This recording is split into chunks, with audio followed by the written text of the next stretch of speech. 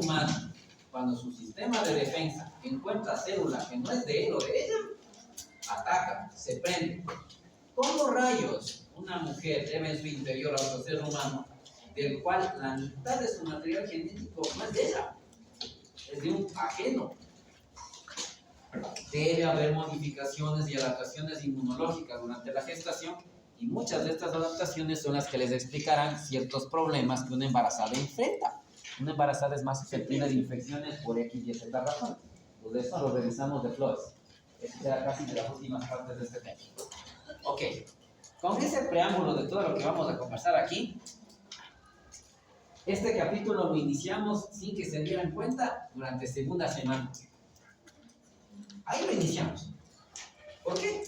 Porque durante la segunda semana se fueron dando al menos estos cambios que permitieron que la parte externa del futuro embrión se vaya transformando en estos anexos en particular.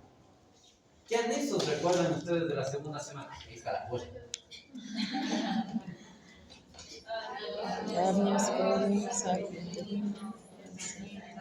Este órgano placenta que le di justamente en segunda semana el adelanto. Esto con esto se une y esto en el futuro será placenta. Ya lo vamos a recordar. El primer juguete de los bebés, de cada uno de nosotros. El cordón umbilical. Vale, súmela ahí el líquido amniótico que está dentro de estos sacos en particular, que cumplen algunos roles. Uno que parece medio lógico. Había, no sé si sigue habiendo. Los vi en Ibarra y alguna vez lo vi en cierto lugar aquí en Quito. No me acuerdo exactamente dónde. Por el barrio creo que fue. Unas bolotas de hámster gigantes. Blancas. Y la gente metida adentro. Literal, tal cual, hámster. Moviéndose por ahí. Y las que me acuerdo que vi allá por Imbabura eran incluso encima de un lago, en San Pablo. Ya estaban ahí, sigue viendo. A usted se metió como hámster, ya, ok. Si usted se puede imaginar, es como el bebé adentro del amnios y del corium, ¿no? En donde se chocaban hasta entre esas bolitas, por ahí volaban. ¿No les pasa algo? Entonces se tiene que tenga un rol de protección. Vale, sobre todo el tema placenta cordón umbilical. La parte digestiva está en proceso de construcción. Allá adentro no llega el combo KFC, me acuerdo los antojos raros de mi esposa, las papas con piña. ¿Saben algún antojo raro? ¿Han escuchado alguno raro? Papas con helado. Comer hielo con el té más grande es sinónimo de falta de hielo, ¿verdad? Otro. Aguacate con chocolate, hacen unas cosas medio particulares, ¿no? Ok. No es que eso llega directamente al guagua, ¿no? Lo come la interfecta, se procesa, cordón umbilical, llega. Pero asimismo, como se procesa, hay desechos. El pipí, ok, ya, los riñones algo funcionan, pero ese pipí no tiene las características propias del pipí excretor o de excreción que tenemos ya en la vida postnatal. Casi que es agua y iones, ya un chance de urea por ahí. Los desechos per se no se van por ahí. Ahí es donde entra placenta y en general. La parte digestiva está en proceso, insisto una vez más, así que producir poco, ahí. No debería haber mucho de esto flotando en el líquido amniótico. La placenta será un órgano que ayude bastante en la producción de hormonas. Pensemos, está creciendo. No tengo páncreas funcional, no tengo tiroides de todo funcional, le toma tiempo. Alguien tiene que ir haciendo un poco ese rol hasta que ya las estructuras sean capaces de lograrlo. E inclusive, como ya conversaremos, la misma placenta produce ciertas hormonas que van modificando la fisiología materna. Porque aquí adentro hay un parásito perfecto, por decirlo así, que necesita varias cosas y mamá tiene que soltarlas, consciente o inconscientemente. Vale. Entonces, de esos anexos en particular, el primerito, y ahí vamos a ir recordando poco a poco cómo se formaba. Esto igual fue segunda semana. Recordarán que teníamos el disco embrionario bilaminar, epiblasto y hipoblasto. Y de una de esas capas se iban desprendiendo células que van a formar esa membrana, esos amnioblastos que creaban o cerraban esa cavidad. Y para preguntarles, hasta estado la polla, te digo, bueno. De ahí salen las células que formaban esa membrana que se va a llenar poco a poco de líquido. Ok. Conforme el guagua vaya creciendo y se doble, ese amnios recubrirá por completo y no estará sobre la parte dorsal, como recordarán de ese capítulo de segunda semana. Y llega incluso a cubrir de tal forma al cordón umbilical que cuando nacemos y vemos el cordón, si alguien ha visto un cordón umbilical real, notará que su parte externa es como brillante, blanquita, medio alhaja, ¿no? Eso que están viendo, tocando, limpiando, externo, es el amnios. Por eso tiene ese aspecto. El amnios le cubre súper bien al cordón umbilical. ¿Vale? Entonces, como ven ahí, llega hasta cubrir prácticamente esta estructura a nivel del ombligo. ¿Vale?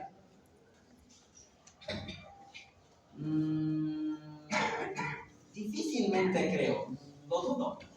Sobre todo quienes son foráneos o foráneas.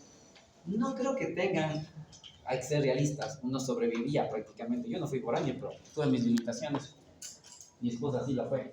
Pero no es que creo que aquí te alcance como para alquilar un departamento con jacuzzi. ¿Qué es eso? ¿Por qué nos dice eso? A ver, hablando de lugar de paz, ¿no? Cuando te están dando palo, no hay nada más bonito que empezar a imaginarse en un lugar en el que uno se sienta cómodo. Si alguien alguna vez se ha metido en un jacuzzi y cosas por el estilo, alajares, ¿no? Sí. Agua calientita, chorrito que te masajea la espalda, un par de velitas por atrás aromáticas, música agradable, Bad Bunny en mi caso no sería, y te relajas, ¿no? Ojo, eviten no relajarse demasiado porque morir ahogado en un jacuzzi no sería muy bonito de nuestra parte, no se vería muy bien. Doctor encontrada en jacuzzi sin vida. Parece que se rebajó demasiado, o sea, no sería, ya hablando en serio, no sería muy agradable. Ok, imagínense ese bebé en su jacuzzi. Yo tenía ti. Se meten y el agua, ¿cómo va a estar? Fría no creo. Agradable, ¿no? De una temperatura óptima para relajarse justamente. Ese líquido amniótico que se está produciendo, una de las cosas que va a hacer es mantener la temperatura constante para este guagua en crecimiento y que será casi la temperatura central de su mami, o sea, sus 37 grados más o menos. Idóneo para él. ¿De dónde va produciéndose poco a poco ese líquido? LA no es Los Ángeles, el líquido amniótico. Se va filtrando o se va difundiendo líquido de esas células que forman la membrana, o sea, de los amnioblastos mismos. La cantidad parece que es mínima. Poco tiempo después se formará cierto órgano que será el culpable de que empiece a haber cada vez más líquido amniótico. ¿Cuál órgano creen que será? Riñones, tal cual. Ya creo que les conté a ustedes, el segundo lo vemos con más detalle. El ser humano crea 3 pares de riñones y concretamente el segundo par, un tal mesonefros, será el culpable de que empiece a haber más líquido amniótico, más pipí, sobre todo a partir de la 5ª semana de desarrollo más o menos. Ese mesonefros funciona como unas 4 semanas, 5, 6, 7, 8, y acabando el periodo embrionario dejará de trabajar. Ya para la primera semana del fetal, semana 9, será nuestro riñón definitivo, un tal metanefros, el que trabaja, y de ahí hasta toda la existencia. Y la cantidad de líquido amniótico empezará a subir un montón. En el libro, también van a leer cierto detalle, que este líquido amniótico se puede producir o liberar a partir del epitelio respiratorio. Y ahí me toca regresar a ver al señor Vargas y a la señorita Ayala, porque el semestre anterior me acuerdo clarito que hubo una mega controversia con cierta pregunta justo en este tema. Más o menos la pregunta fue así. Más o menos. Si ustedes se acuerdan mejor que yo, chévere. De lo que yo me acuerdo. ¿Cuál es el principal órgano responsable de producir el líquido amniótico? La pregunta dice el principal órgano. Y dentro de esas cosas estaba como amnioblastos o tejido materno, algo así, riñón, pulmón, piel, alguna cosa así, de lo que yo me acuerdo. Y la bronca era porque la mía ya había puesto respiratorio o piel, una de las dos era. Es que decía que primero Ya la vi- piel. vi que todavía recuerdo. Decía que primero la piel producía esto, que conformaba esto del líquido amniótico, y luego empezaba el riñón como segundo órgano. Pero ven que sí marcó eso que era pregunta. Está ahí. Me acuerdo que algo así fue la controversia, en medio curso me picó. A ver, esto es lo que ella más o menos se está acordando, y que está casi como tienen en el libro. Ok, los amnioblastos, tejidos maternos decían, concretamente el mismo amnios y el corion que está por encima, después la parte del epitelio respiratorio, alguna cosa de piel decía por ahí, y finalmente el tema de orina, del riñón. ¿Por dónde les agarré? Les dije y les puse en la pregunta, el principal. No dije el primero, el segundo o el tercero. El principal. Si me dicen que la piel es el principal órgano, que la piel sí es un órgano, en eso no hay discusión, encargado de producir líquido amniótico, claro que me ganaba. Pero no es el principal culpable de producir ese líquido amniótico. El principal, otra vez, son los riñones. El más importante, el más relevante. ¿Sí o qué? Otra cosa hubiera sido, ¿en cuál de los siguientes se produce en primer lugar? Hablando cronológicamente y por momentos, ahí la cosa podría ser discutible. Pero en el momento que ya le dicen el más importante, el principal, el más relevante, la cosa cambia. En X anomalía me dicen, esta anomalía puede producirse por un tema genético, ambiental o desconocido. Pregunta, entonces, ¿cuál es su principal causa? Ah, no, pues de estas tres, se ve que la mayoría de guaguas con esta enfermedad tienen una base genética, listo. No es que se excluyó el idiopático ni el ambiental, sino que es más probable. Ok, entonces la clave es leer bien lo que les preguntamos. Si le pregunto el principal, que fue lo que puse, ahí sí, los riñones. Medio curso salió con la jeta del piso. Hasta ahora me acuerdo, ¿no? Si marcó las fibras más íntimas del miocardio, si se dan cuenta. En un principio esa cantidad de líquido mínima, como le acabo de decir. ¿Con qué jeringuilla se desgracian las venas de los brazos? La de 10. Con la de 10. Ya, imagínense 3 de esas. Eso es más o menos 30. Con la de 5 nomás es. Con la de 5. Ay. Ya, si se desgracian con la de 10, 3 de esas en el primer trimestre es lo máximo que tendríamos de líquido amniótico. Ya para la mitad del embarazo es otra historia. 350, acuérdense cuando hicimos el tema de las botellas y más o menos del flujo menstrual, ¿no? Ya 250, un cuarto de litro, ya un poquito más de cuarto de litro, no está mal. Y para el final del embarazo, casi que esa botella. ¿Qué es ese litro? Ay, litro y ya para allá. O sea, casi esa botella de líquido amniótico, casi esa botella. Ya para el final, la piel no logra tanto. La vía respiratoria del bebé tampoco. El amnios corion, la envoltura del guagua, menos. El único capaz de llegar a tal volumen son los riñones, no hay de otro. Por eso es el principal. ¿Ok? Como se ven diferentes imágenes, nosotros teníamos un embrioncito así, que ahorita que la doctora Raquel, la nueva técnica, está haciendo una revisión de los fetos, embriones, me dice que ya está encontrando justo estos chiquitos, y el plan es irles haciendo lo que alguna vez se pensó, una especie de museo en el orden de progresión. Había unos así chiquititos que no lográbamos encontrar. Conseguir eso no es fácil, realmente es dificilísimo y la mater nos donó un par. Embrioncito adentro de su saco. Hay unos más grandes. Habían 2. El uno ya lo han roto, no ustedes, no una generación atrás. Todavía queda uno, de como unas 20 semanas más o menos, que está dentro de sus membranas y que pediré que nos dejen verlo cuando nos toque este laboratorio, para que vean cómo es. Pero ver y ahí, suavito, creo que ni le hacer sacar. Solo echarle un ojo, miren cómo es un guagua metido dentro de, para que te cojan, a ver de qué. No es que está vacío. Y los que están más cerca a lo mejor ven unos puntitos blancos. Sí. Recuerden que se está desprendiendo piel y epidermis. Dice, a mí se está yendo un poquito de esa grasita, que me parece que el grupo del compañero fue el que le expuso, ¿no? Ese que le dejaba como fisicoculturista previo a la exposición de Lin. ¿Se acuerdan? ¿Cómo se llama esa grasa? No es la grasa parda. Yo no sé qué tienen con la grasa parda, cuánto les costó de billete para que se lo digan grasa parda. El vermix gaseoso, ese es el que se untan como fisicoculturista encima.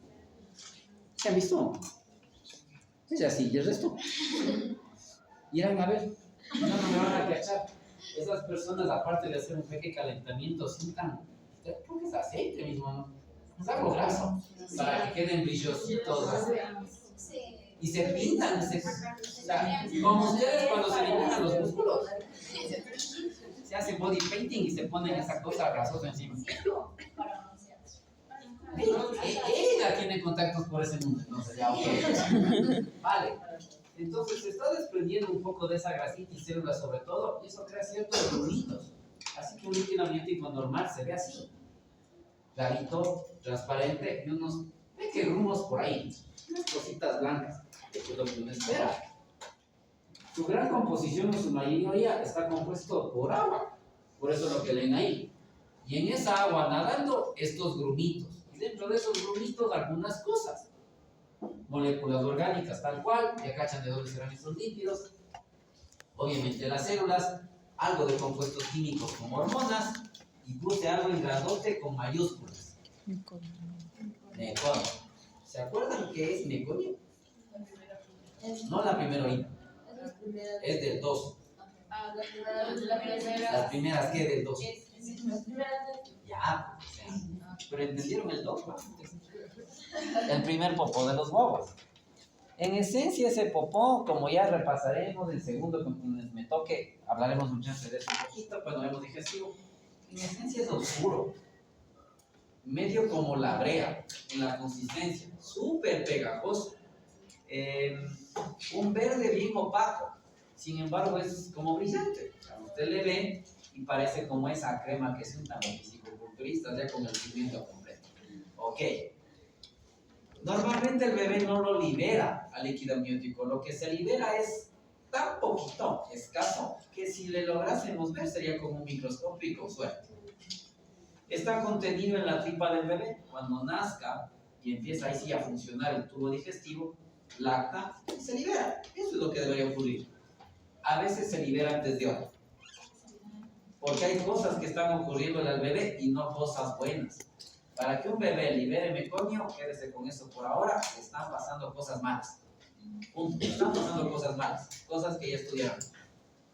Como esto es verde, opaco, oscuro, ese líquido empieza a cambiar. Se hace de un color medio verdoso. Y su consistencia ya no es como el agua, transparente, líquida y fluida. La consistencia es viscosa, como la crema que está que se untan los dedos. ¿Se imagina esa cosa, esa sustancia pastosa, densa, entrando a la vía respiratoria? Sí, porque lo que estamos haciendo ahorita es tragando y respirando ese líquido.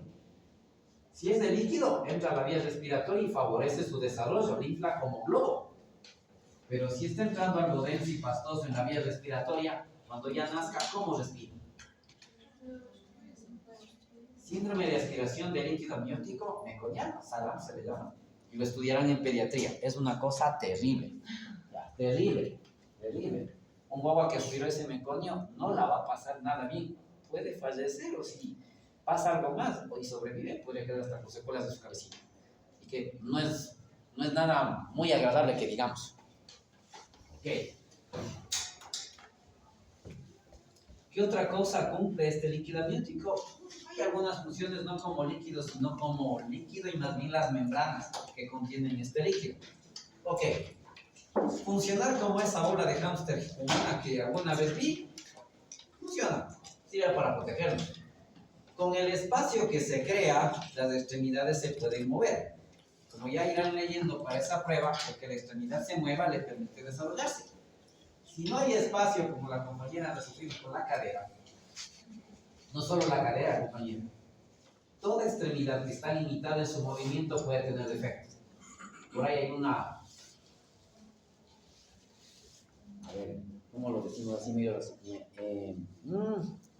Se me escapó el nombre.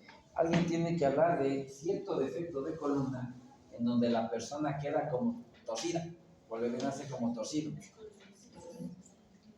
No, es un nombre para artrobiposis. Queda como torcido. Uno de los posibles factores que predispone a esto es no tener mucho espacio. Y el guagua crece y se queda ahí. Ok. Como le acabo de decir, el líquido amniótico lo estamos tragando y respirando, por eso favorece el desarrollo respiratorio. Ahí a veces les hago pensar en algo, no sé si está bien o está mal, pero no se puede negar que esto sucede. ¿A qué se refiere? ¿Han oído de la orinoterapia? Sí, en individuos que ya han nacido, o sea, ya adultos con nosotros. ¿Qué es eso? Se toman su Ya. Se tragan su propio pipí con el afán de qué.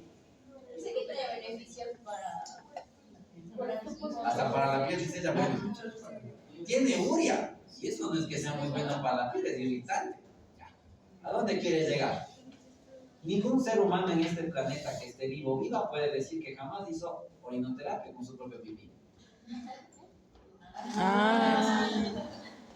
Tragamos nuestro líquido amniótico para desarrollarnos. Eso no es hacer orinoterapia. En términos técnicos, ¿qué te estás tragando? Líquido amniótico. La mayoría de ese líquido amniótico, ¿qué era? Nuestro propio pipí. ¡Tarán! Haga conciencia de eso. Durante nuestra vida, antes de nacer, consumimos pipí. Tragaste pipí. Literal. Claro que hablando del tema de desechos, no es que este pipí, que bestia, que bruto, todos los desechos que se eliminarían en alguien que ya nació, no. Insisto, más casi que es algo iones. Así que por ese lado, vean. Vale. Como un Gatorade estándar si quiere ya. ¿Sí? Obviamente al existir ese líquido amniótico está separado el bebé de las membranas per se. Y alguien por ahí en este seminario nos va a contar que en ocasiones estas membranas se pegan a los fetos. Y pueden enrollarse e incluso cortarle. No es en el seminario, en el de placenta y anexo nos va a contar. Algún grupo en particular, que podría ocasionar pérdida de un pedazo de extremidad. Un poco por ahí a lo mejor mencioné algo. Lo de la temperatura como en el jacuzzi, ¿ok? Lo que se mueve para el desarrollo de extremidades, hasta ahí ningún otro problema. Y lo último, en el libro dice más o menos actúa como cuña hidrostática. ¿Entienden el término cuña? Una cosita así. ¿Pero qué? ¿Que sirve para qué? para hacer brazos. Sí, vale. Los antiguos asirios y babilonios allá por la Mesopotamia de hace tenían una escritura cuneiforme. ¿Sí lo estudiaron? Sí. El código de Hammurabi, ¿no? Sé que los abogados le echan duro a esa cosa. Me refiero al código de Hammurabi, por si acaso. Es parte de la historia de las legislaciones, como uno de los primeros códigos legales que existió en el mundo.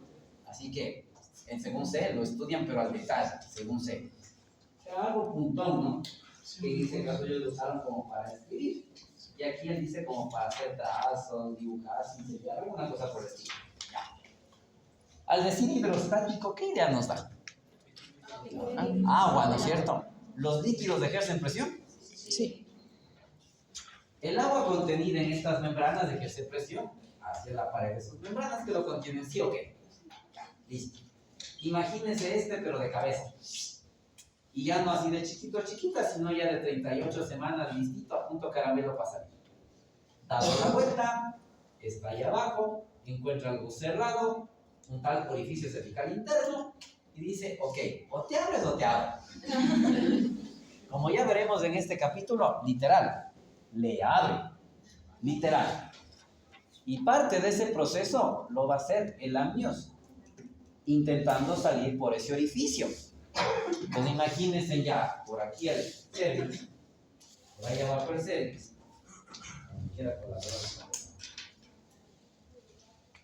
y metiéndose por ahí las membranas y que tienen ayuda. ¿Cuál ayuda? Acá arriba está el útero.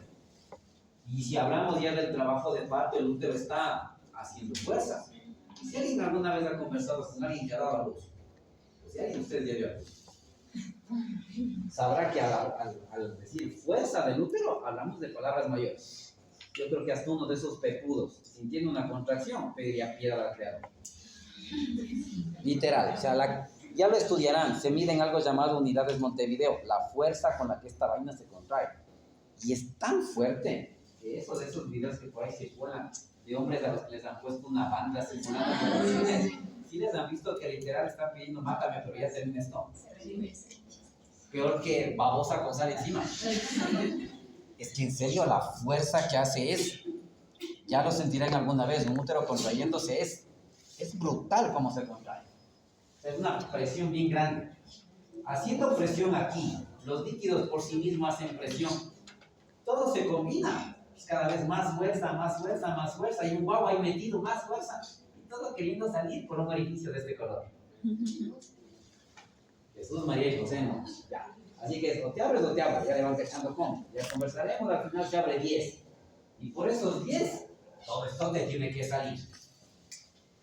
Lo que le voy a decir, lo vi de cerca. A mí no me pasó, yo me reí por el que le pasó. Y es que estudié esto y no caí. Cuando estén en alguna rotación de obstetricia, en sala de partos, sea de internas o de externas, pilas cuando les digan, mira cómo avanza la paciente. Cuando les dicen, mira, ¿qué hacen casi siempre por reflejo? Si esto está en el canal del parto, con las membranas casi que ahí, a punto, y aquí arriba está haciendo una tremenda fuerza el útero, ¿qué creen que podrá ocurrir con el tiempo? ¡Pum! ¿Y cómo va a salir esto? Despacito. No. ¡Pum! ¿Y qué le va a pasar al mirón o mirón? Obvio, están buscándole un bautizo de esos nivel Dios. Eso es lo que están queriendo con usted. Eso de ley que lo intentan, sí. ¿Ya cuántas irán a caer? No sé. No sé. A un compañero de internado le pasó. Fue chistoso. Llegó como que hubiera jugado carnaval. Y llegó con los ojos cerrados. Y como es pipí, es ligeramente ácido. Si eso te entra a los ojos, te va a arder. Entonces entró así como que sin poder, ay, viste, mis ojos, presten tal cosa, y se puso unas gotas que había por ahí que poníamos en los bebés, se puso en los ojos, ay, perdió más.